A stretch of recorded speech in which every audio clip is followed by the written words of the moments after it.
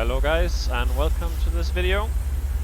Today I thought I'd show you how we do the flaps checks, which we call it the 10 checks. So this is the check we do every time we pass flight level 100.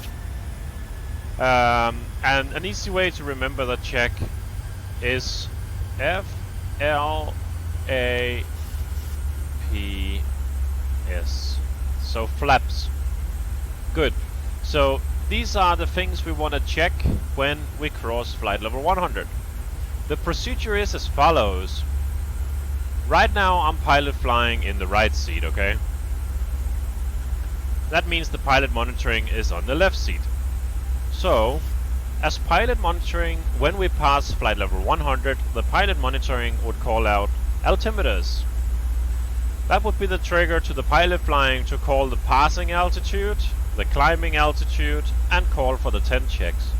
So let's just do it imaginary here. So let's say we pass level 100, so I say altimeters. Pilot flying says passing flight level 100 for flight level 140, 10 checks please. Good. So the 10 checks, if we remember here, the FLAPS. So the F is the fuel. We want to have a nice look if the fuel is balanced. This is not because we need to balance the fuel if there's only a difference of a few hundred kilograms. No, this is more if we suspect a fuel leak. If, for example, we had one engine running on longer time on the ground, we do expect a fuel leak. If we had the APU running for a long time, we do expect, sorry, not a fuel leak, we expect an imbalance. We also expect a little bit of imbalance. So a little bit of imbalance is tolerable. We can tolerate it. But if we have a large imbalance here, we of course want to go check our fuel flow of both engines and see, okay, how much fuel have we used? Is there a huge difference? Should something be wrong? Good. So the F is the fuel check. So fuel is balanced, 4 pumps on. The L is the lights. Lights off. A is the APU. Sorry. APU off. The P is the pressurization, so we will go up here, we will read out. Okay, we have 3.6 climb, handle is set. And the S is the seat belts. Are we happy to release the passengers? So we do a little recall here. Is the aircraft good? If the aircraft is good, we can release the passengers.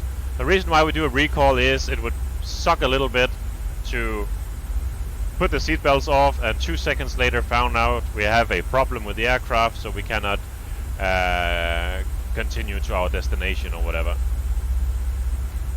Good, and then the last thing of the 10 checks is we want to monitor 1215 and we would log on to CPDLC. So let's put everything back here as it was, and then we're going to do an actual scenario here. I think that's it. Good, so as pilot flying, we can go flight level 120, that is our cruising altitude.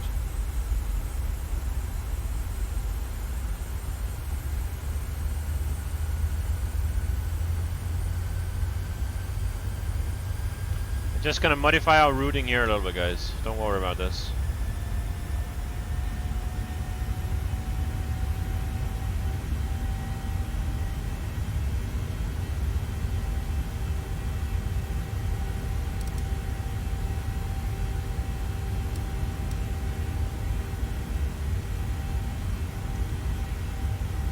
Alright, so let's keep a lookout. So the airplane is flying itself now, pilot flying is flying it, we are pilot monitoring on the left hand seat.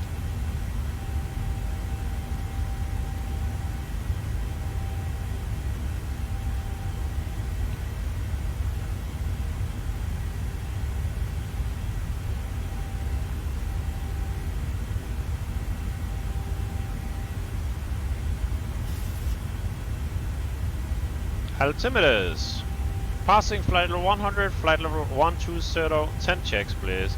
10 checks, okay. Fuel, nicely balanced, 4 pumps on. Lights, off. APU, off. Pressurization, 5.2. I climb. Set. Seat belts. Auto. Monitor 1215. Log on to CPDLC. 10 checks completed. So that is exactly how we would do this. So guys, I hope you enjoyed this video. It's just a small one. But it is a very simple check that we do every single time just to make sure we have the basics here sorted out before we do anything. So before we climb up in the altitude. So basically what you can see here is we check that we have all the lights out just to not have them on, you know. It's not like they ruin anything or is limited by the speed or anything. We check the fuel imbalance quite early in the flight here. 10,000 feet, that will be approximately after 5 minutes of flying. 4-5 minutes of flying. The APU we don't want to leave running.